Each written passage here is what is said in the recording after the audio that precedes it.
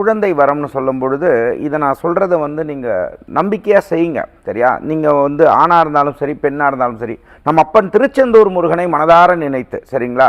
அப்போ சஷ்டி, இந்த சஷ்டியிலேருந்து ஆரம்பிக்கணும். ஆரம்பித்து வெறும்னா ஒரு சஷ்டிக்கு இருந்துட்டேன் அப்படி சொல்லக்கூடாது. மாதம் வரக்கூடிய சஷ்டி விரதத்தில் கார்த்தாலேருந்து நல்லா புரிஞ்சுக்கணும். இந்த சூட்சமத்தை புரிஞ்சுக்கணும். பாதி பேருக்கு அது புரிய மாட்டேங்குது. அப்படிங்கும்போது சஷ்டி திதி இருக்கணும். சஷ்டி நீங்கள் அதை புரிஞ்சுக்கணும். அந்த சஷ்டி திதியிலேருந்து விரதம் உபவாசமாக இருந்தால் ரொம்ப நல்லது. நல்லா புரிஞ்சுக்கணும். இந்த இன்டர்மீடியட் ஃபாஸ்டிங்லாம் இங்கிலீஷில் ஆங்கிலத்தில் சொல்கிறது தான் நம்ம அந்த காலங்களில் வந்து விரதமாக இருந்தோம். நீங்கள் புரிஞ்சுக்கணும். அப்படிங்கும்போது அன்னைக்கு வந்து விரதமாக இருந்து பழங்கள் மட்டும், ரொம்ப என்னால் முடியாது அப்படின்னு சொன்னால் நீங்கள் பழங்கள் மட்டும் இந்த மாதிரி லெவலில் சாப்பிட்டுட்டு நைட் வரைக்கும் விரதம் இருக்கணும். ஆனால் அதில் இருக்கக்கூடிய சூக்ஷமம் என்னென்னா, அந்த நாளில் கணவன் மனைவியாக இருக்கிறவங்க சந்தோஷமாக அந்த விரதத்தை முடிச்சுட்டு, அதாவது அன்றைக்கி சாயங்காலம் சஷ்டி விரதத்தை முடிச்சுட்டு சந்தோஷமாக இருக்கணும்.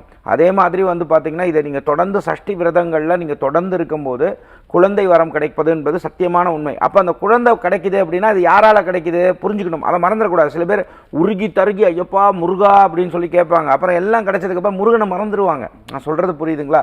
அப்போ அந்த திருச்செந்தூர் முருகனை மறக்காமல், அந்த இடத்துல டுஷ் புஷ்லாம் பேர் வைக்காமல், கந்தா, கடம்பா, கார்த்திகேயன் எத்தனையோ பேர் இருக்குது. நியூமராலஜிஸ்ட்டை போனீங்கன்னா முருகனோட பேர் வேணும்னா சூஸ் பண்ணி தருவாங்க. அந்த மாதிரி அழகான பேர், அது பெண்ணாக இருந்தாலும் அதுக்கு தகுந்த மாதிரி பிறக்கிறாங்கன்னா அந்த முருகனே நமக்கு கொடுத்த குழந்தை அப்படிங்கிற மாதிரி அமைப்பில் தான் அந்த மாதிரி விரதம் இருந்து பிறக்கக்கூடிய குழந்தைகள் பிறக்க